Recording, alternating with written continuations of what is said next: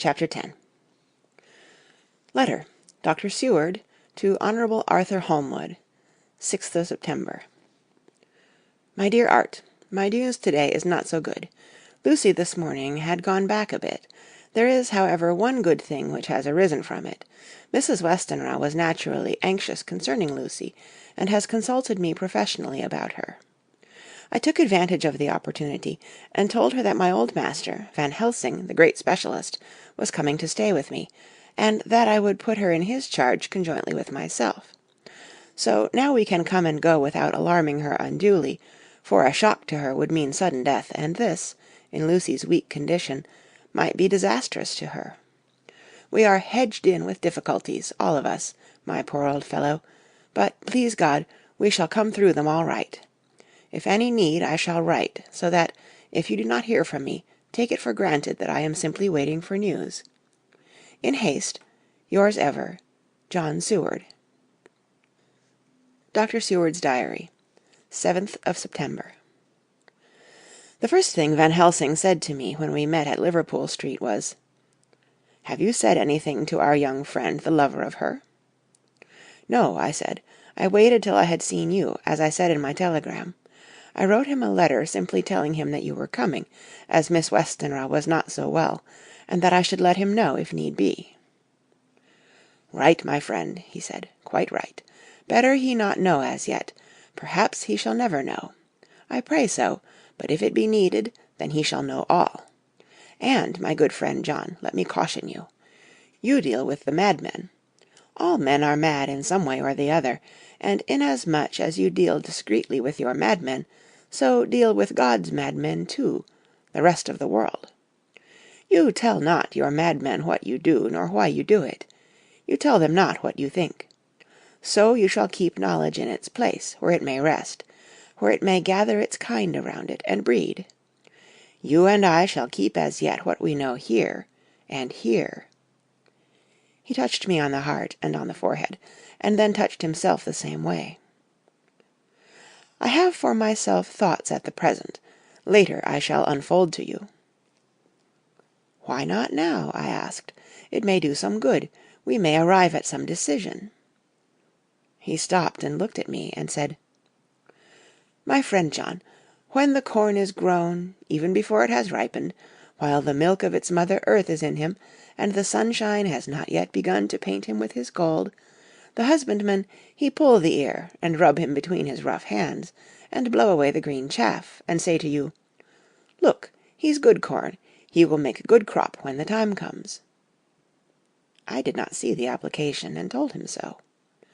For reply he reached over and took my ear in his hand, and pulled it playfully, as he used long ago to do at lectures, and said, "The good husbandman tell you so then because he knows, but not till then. But you do not find the good husbandman dig up his planted corn to see if he grow. That is for the children who play at husbandry, and not for those who take it as of the work of their life. See you now, friend John? I have sown my corn, and nature has her work to do in making it sprout, if he sprout at all, there's some promise. And I wait till the ear begins to swell." He broke off, for he evidently saw that I understood. Then he went on, and very gravely, "You were always a careful student, and your case-book was ever more full than the rest. You were only student then, now you are master, and I trust that good habit have not fail. Remember, my friend, that knowledge is stronger than memory, and we should not trust the weaker. Even if you have not kept the good practice, let me tell you that this case of our dear Miss is one that may be, mind, I say may be, of such interest to us and others that all the rest may not make him kick the beam, as your people say. Take then good note of it. Nothing is too small. I counsel you, put down in record even your doubts and surmises. Hereafter it may be of interest to you to see how true you guess. We learn from failure, not from success." When I described Lucy's symptoms, the same as before, but infinitely more marked, he looked very grave, but said nothing. He took with him a bag in which there were many instruments and drugs. "The ghastly paraphernalia of our beneficial trade," as he once called, in one of his lectures, the equipment of a professor of the healing craft. When we were shown in, Mrs. Westenra met us. She was alarmed, but not nearly so much as I expected to find her. Nature, in one of her beneficent moods, has ordained that even death has some antidote to its own terrors.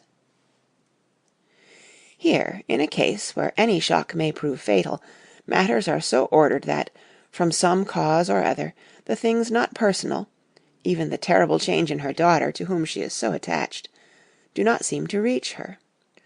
It is something like the way Dame Nature gathers round a foreign body an envelope of some insensitive tissue, which can protect from evil that which it would otherwise harm by contact. If this be an ordered selfishness, then we should pause before we condemn anyone for the vice of egoism, for there may be deeper root for its causes than we have knowledge of.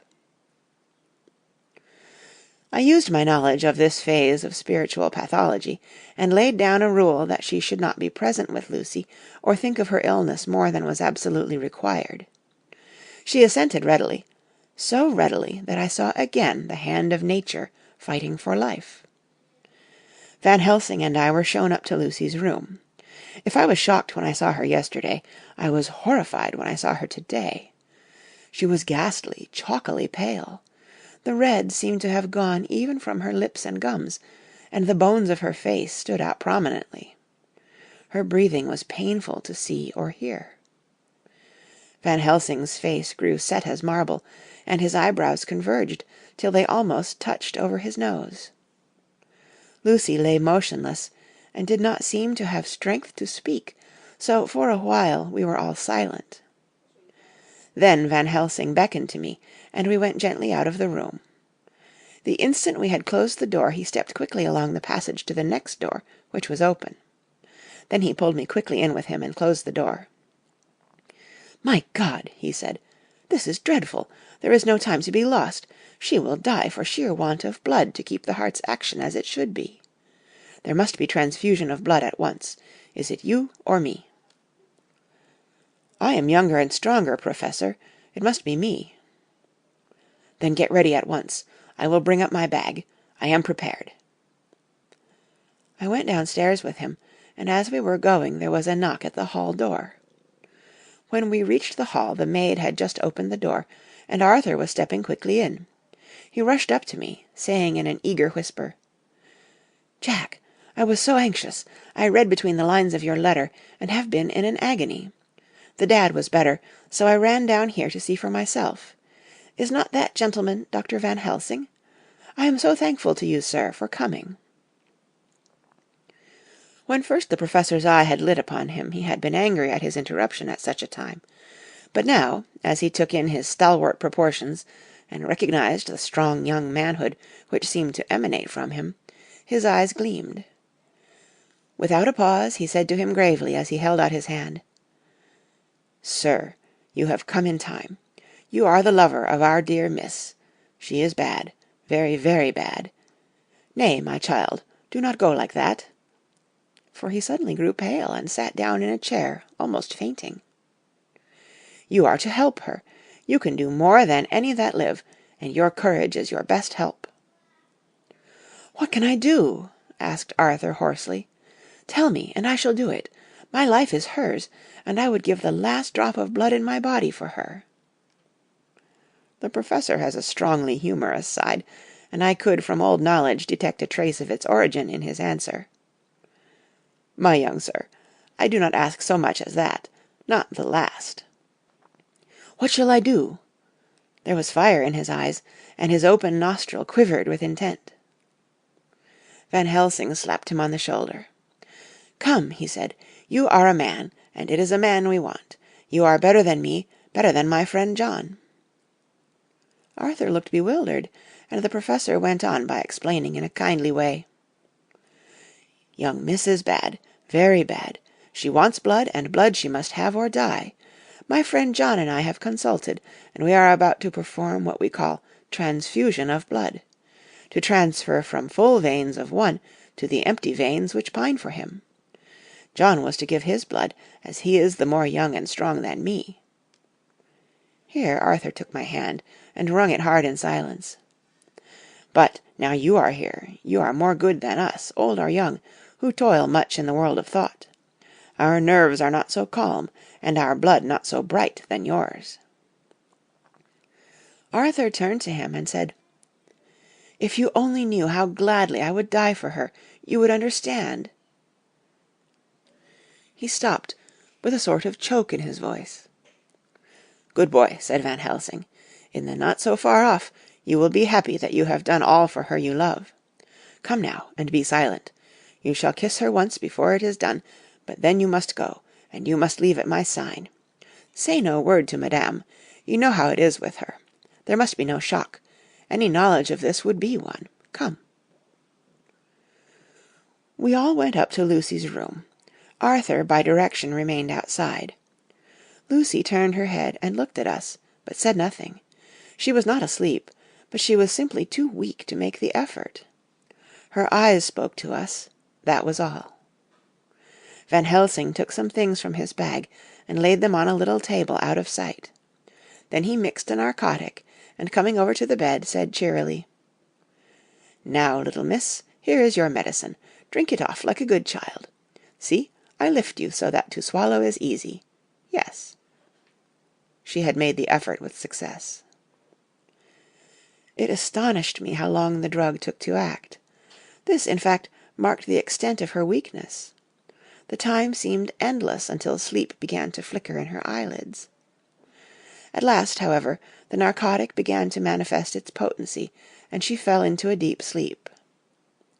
When the professor was satisfied, he called Arthur into the room and bade him strip off his coat. Then he added, "You may take that one little kiss whiles I bring over the table. Friend John, help to me." So neither of us looked, whilst he bent over her. Van Helsing, turning to me, said, "He is so young and strong, and of blood so pure, that we need not defibrinate it." Then, with swiftness, but with absolute method, Van Helsing performed the operation. As the transfusion went on, something like life seemed to come back to poor Lucy's cheeks, and through Arthur's growing pallor the joy of his face seemed absolutely to shine. After a bit I began to grow anxious, for the loss of blood was telling on Arthur, strong man as he was. It gave me an idea of what a terrible strain Lucy's system must have undergone, that what weakened Arthur only partially restored her. But the professor's face was set, and he stood, watch in hand, and with his eyes fixed now on the patient, and now on Arthur. I could hear my own heart beat. Presently he said in a soft voice, "Do not stir an instant. It is enough. You attend him, I will look to her." When all was over, I could see how much Arthur was weakened. I dressed the wound, and took his arm to bring him away, when Van Helsing spoke without turning round. The man seems to have eyes in the back of his head. "The brave lover, I think, deserve another kiss, which he shall have presently." And as he had now finished his operation, he adjusted the pillow to the patient's head. As he did so, the narrow black velvet band, which she seems always to wear round her throat, buckled with an old diamond buckle which her lover had given her, was dragged a little up, and showed a red mark on her throat. Arthur did not notice it, but I could hear the deep hiss of indrawn breath, which is one of Van Helsing's ways of betraying emotion. He said nothing at the moment, but turned to me, saying, "Now take down our brave young lover, give him of the port wine, and let him lie down a while. He must then go home and rest, sleep much and eat much, that he may be recruited of what he has so given to his love. He must not stay here. Hold, a moment. I may take it, sir, that you are anxious of result. Then bring it with you that in all ways the operation is successful. You have saved her life this time, and you can go home and rest easy in mind that all that can be is. I shall tell her all when she is well. She shall love you none the less for what you have done. Good-bye." When Arthur had gone, I went back to the room. Lucy was sleeping gently, but her breathing was stronger. I could see the counterpane move as her breast heaved. By the bedside sat Van Helsing, looking at her intently. The velvet band again covered the red mark. I asked the Professor in a whisper, "What do you make of that mark on her throat?" "What do you make of it?" "I have not examined it yet," I answered, and then and there proceeded to loose the band. Just over the external jugular vein there were 2 punctures, not large, but not wholesome looking. There was no sign of disease, but the edges were white and worn looking, as if by some trituration. It at once occurred to me that this wound, or whatever it was, might be the means of that manifest loss of blood, but I abandoned the idea as soon as formed, for such a thing could not be. The whole bed would have been drenched to a scarlet with the blood which the girl must have lost to leave such a pallor as she had before the transfusion. "Well?" said Van Helsing. "Well," said I can make nothing of it." The Professor stood up. "I must go back to Amsterdam tonight," he said. "There are books and things there which I want. You must remain here all the night, and you must not let your sight pass from her." "Shall I have a nurse?" I asked. "We are the best nurses, you and I. You keep watch all night, see that she is well fed, and that nothing disturbs her. You must not sleep all the night. Later on we can sleep, you and I. I shall be back as soon as possible, and then we may begin." "May begin?" I said. "What on earth do you mean?" "We shall see," he answered, as he hurried out. He came back a moment later and put his head inside the door, and said with warning finger held up, "Remember, she is your charge. If you leave her and harm befall, you shall not sleep easy hereafter." Dr. Seward's Diary continued. 8th of September. I sat up all night with Lucy. The opiate worked itself off towards dusk, and she waked naturally. She looked a different being from what she had been before the operation. Her spirits even were good, and she was full of a happy vivacity, but I could see evidences of the absolute prostration which she had undergone. When I told Mrs. Westenra that Dr. Van Helsing had directed that I should sit up with her, she almost pooh-poohed the idea, pointing out her daughter's renewed strength and excellent spirits. I was firm, however, and made preparations for my long vigil. When her maid had prepared her for the night, I came in, having in the meantime had supper, and took a seat by the bedside. She did not in any way make objection, but looked at me gratefully whenever I caught her eye. After a long spell she seemed sinking off to sleep, but with an effort seemed to pull herself together, and shook it off. This was repeated several times, with greater effort and with shorter pauses as the time moved on. It was apparent that she did not want to sleep, so I tackled the subject at once. "You do not want to go to sleep?" "No, I am afraid." "Afraid to go to sleep? Why so? It is the boon we all crave for." "Ah, not if you were like me, if sleep was to you a presage of horror." "A presage of horror? What on earth do you mean?" "I don't know. Oh, I don't know. And that is what is so terrible. All this weakness comes to me in sleep, until I dread the very thought." "But, my dear girl, you may sleep tonight. I am here watching you, and I can promise that nothing will happen." "Ah, I can trust you." I seized the opportunity and said, "I promise you that if I see any evidence of bad dreams, I will wake you at once." "You will? Oh, will you really? How good you are to me. Then I will sleep." And almost at the word she gave a deep sigh of relief, and sank back asleep. All night long I watched by her. She never stirred, but slept on and on, in a deep, tranquil, life-giving, health-giving sleep. Her lips were slightly parted, and her breast rose and fell with the regularity of a pendulum. There was a smile on her face, and it was evident that no bad dreams had come to disturb her peace of mind. In the early morning her maid came, and I left her in her care and took myself back home, for I was anxious about many things. I sent a short wire to Van Helsing and to Arthur, telling them of the excellent result of the operation. My own work, with its manifold arrears, took me all day to clear off. It was dark when I was able to inquire about my zoophagus patient. The report was good. He had been quite quiet for the past day and night. A telegram came from Van Helsing at Amsterdam whilst I was at dinner, suggesting that I should be at Hillingham tonight, as it might be well to be at hand, and stating that he was leaving by the night mail and would join me early in the morning. 9th of September. I was pretty tired and worn out when I got to Hillingham. For 2 nights I had hardly had a wink of sleep, and my brain was beginning to feel that numbness which marks cerebral exhaustion. Lucy was up and in cheerful spirits. When she shook hands with me, she looked sharply in my face and said, "No sitting up tonight for you. You are worn out. I am quite well again. Indeed, I am, and if there is to be any sitting up, it is I who will sit up with you." I would not argue the point, but went and had my supper. Lucy came with me, and, enlivened by her charming presence, I made an excellent meal, and had a couple of glasses of the more than excellent port. Then Lucy took me upstairs, and showed me a room next her own, where a cosy fire was burning. "Now," she said, "you must stay here.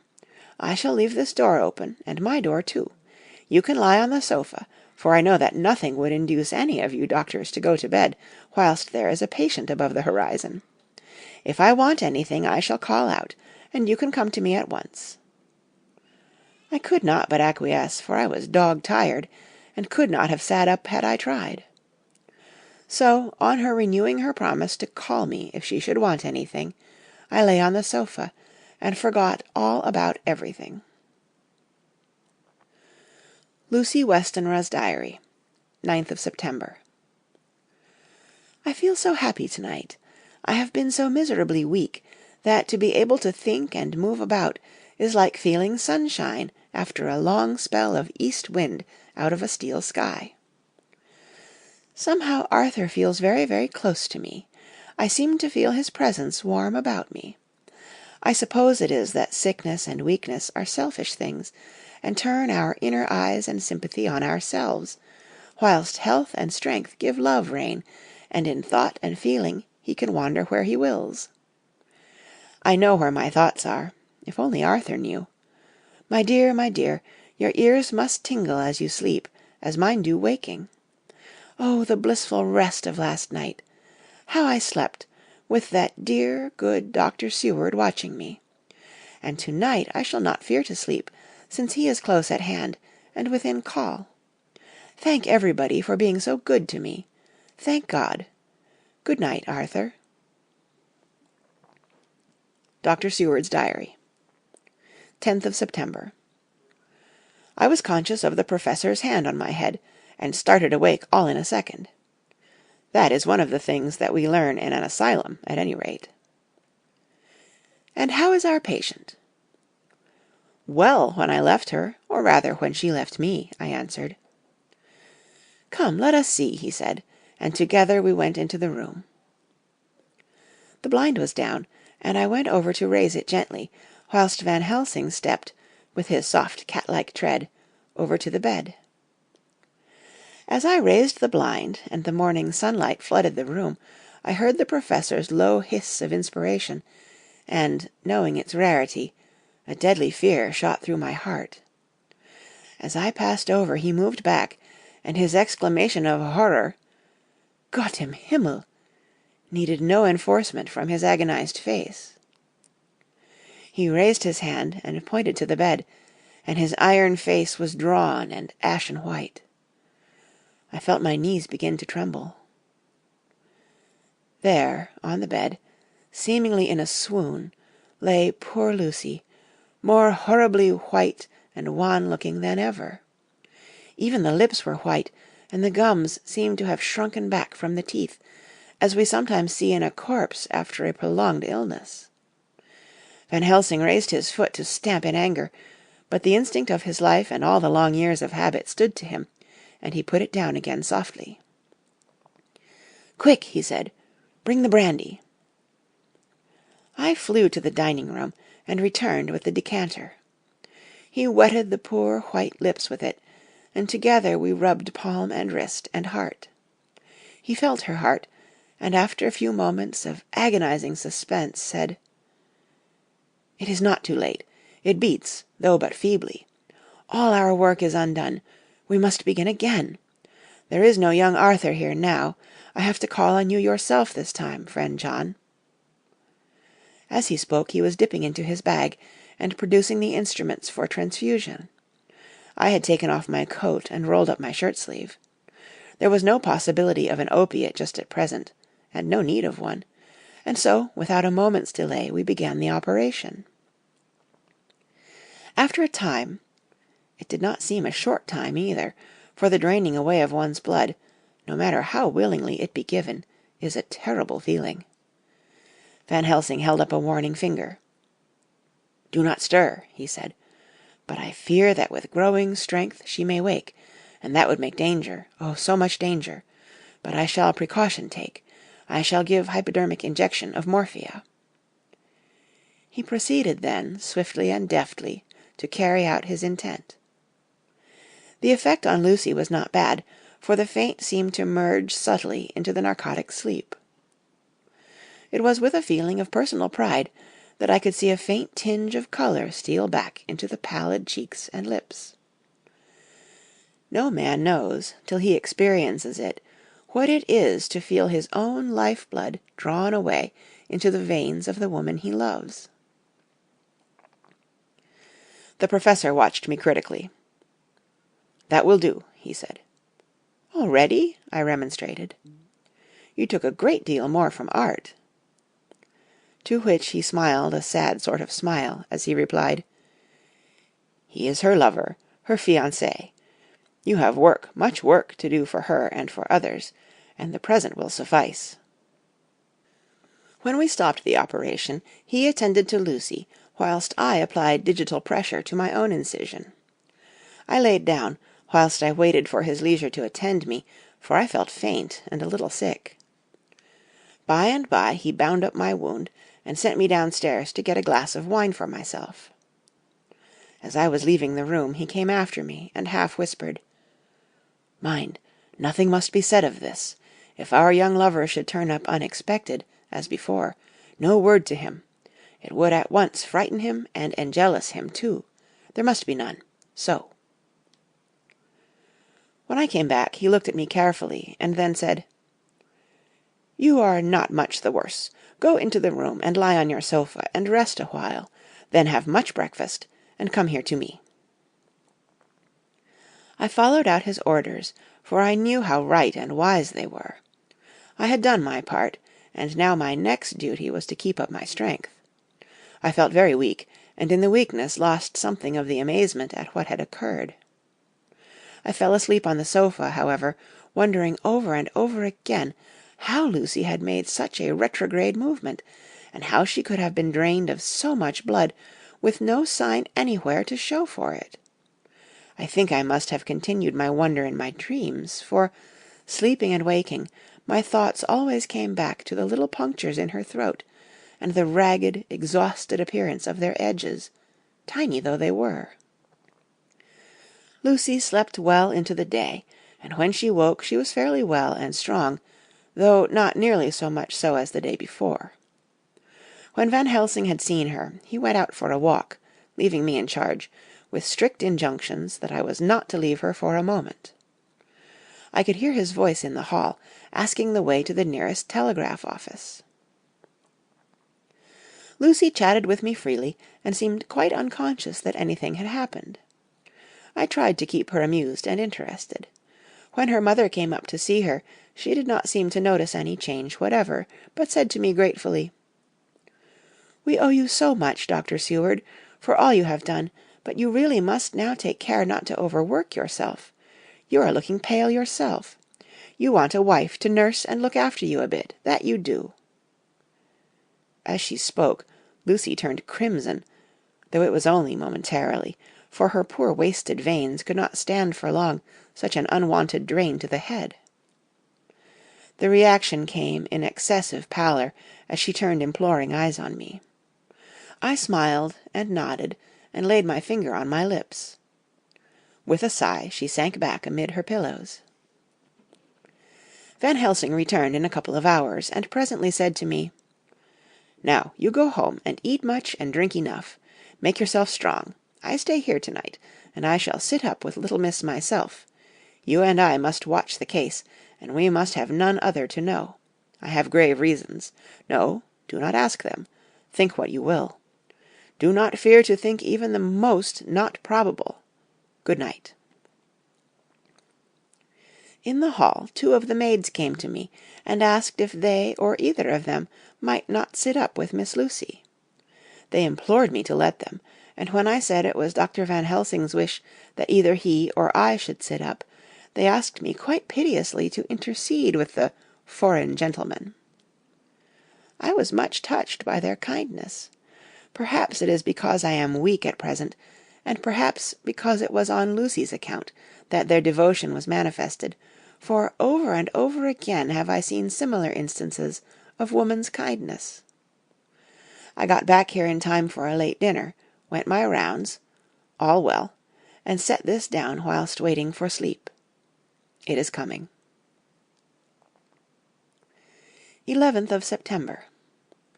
This afternoon I went over to Hillingham, found Van Helsing in excellent spirits, and Lucy much better. Shortly after I had arrived, a big parcel from abroad came for the Professor. He opened it with much impressment, assumed, of course, and showed a great bundle of white flowers. "These are for you, Miss Lucy," he said. "For me? Oh, Dr. Van Helsing." "Yes, my dear, but not for you to play with. These are medicines." Here Lucy made a wry face. "Nay, but they are not to take in a decoction or in nauseous form, so you need not snub that so charming nose, or I shall point out to my friend Arthur what woes he may have to endure in seeing so much beauty that he so loves so much distort.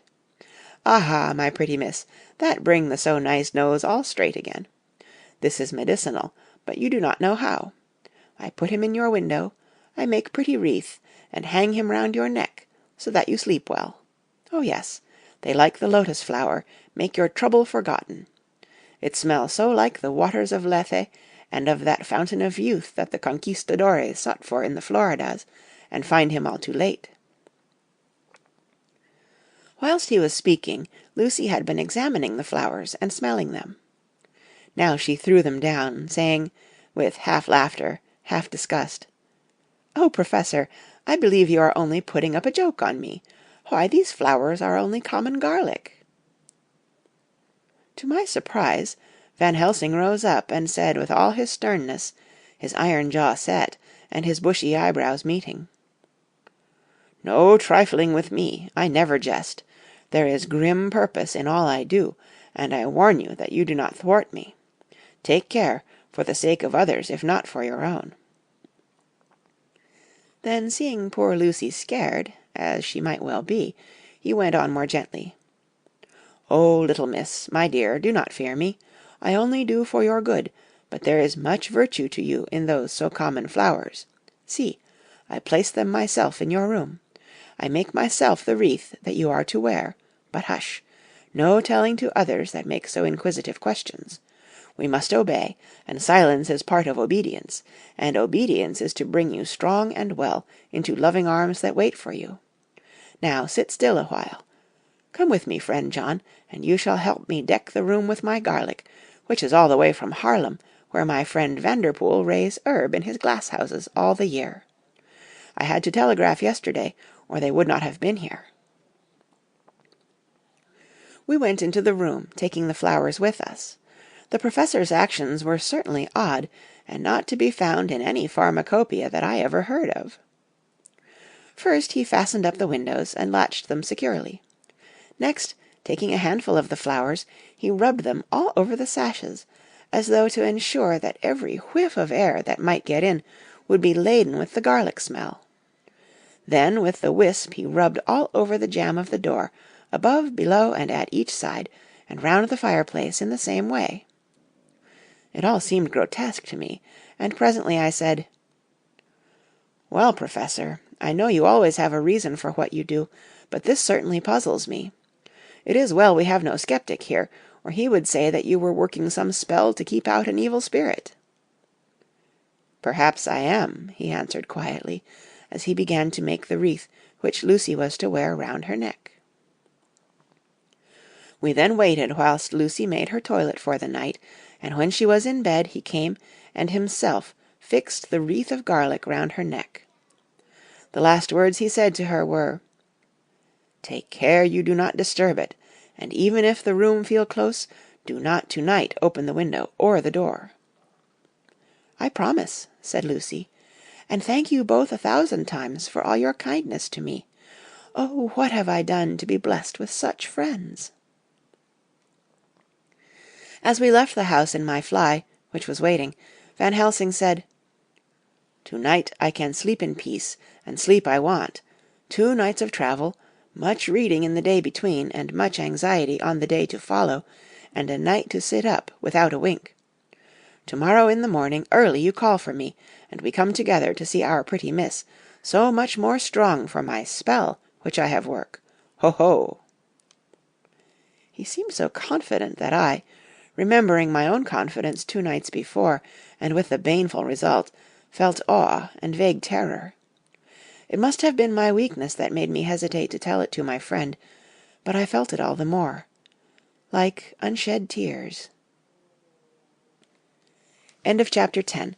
Read by Kara Schallenberg, www.kray.org, on Sunday, May 8th, 2016, in Union City, California.